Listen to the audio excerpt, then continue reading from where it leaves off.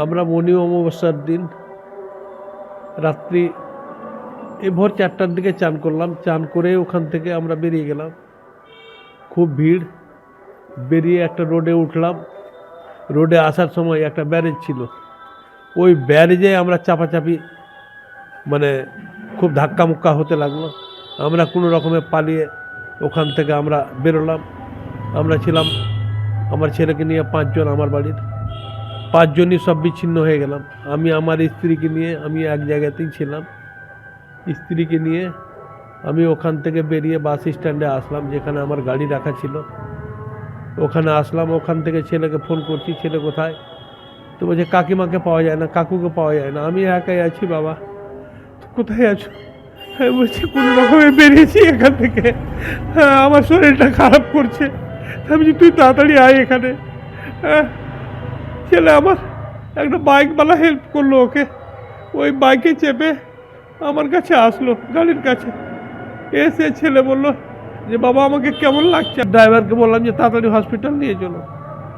এইটুকুর মধ্যে ছেলেকে নিয়ে যেতেই বাস ছেলের আস্তে আস্তে সেন্স হারিয়ে গেল, কোনো জ্ঞান নাই। হসপিটালে নিয়ে গেলাম, ডাক্তার দেখে বলছে যে ছেলে আপনার নাই।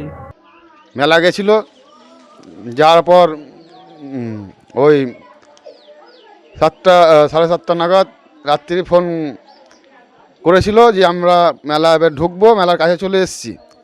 এখন ভিড়ভাড়টা আছে, লোকজন আছে, কিছু শোনা যাচ্ছে না ফোনে, বা কিছু ফোন আর করতেও পারবো না ভিড়ে, তোরা পরে করিস, বা আমি পারলে চান টান করার পর করবো ফোন তোরা দিকে। তারপরে আর কোনো যোগাযোগ নাই, আর ফোনও লাগেওনি, আর ফোন আসেওনি ওখান থেকে, করেওনি। আজকে আমাদের একটা ঋতিক বলে ভাই আছে, উনি মোবাইল থেকে ছবিতে দেখালো। আমি ছবি দেখে, মায়ের চেহারা দেখে, মায়ের কাপড় দেখে আমি চিনতে পারলাম যে হ্যাঁ এটাই আমার মা মারা গেছে। মনে হচ্ছে দেখে ওই পদপিষ্ট হয়ে মনে হয় মারা গেছে, ছবি দেখে বোঝা যাচ্ছে।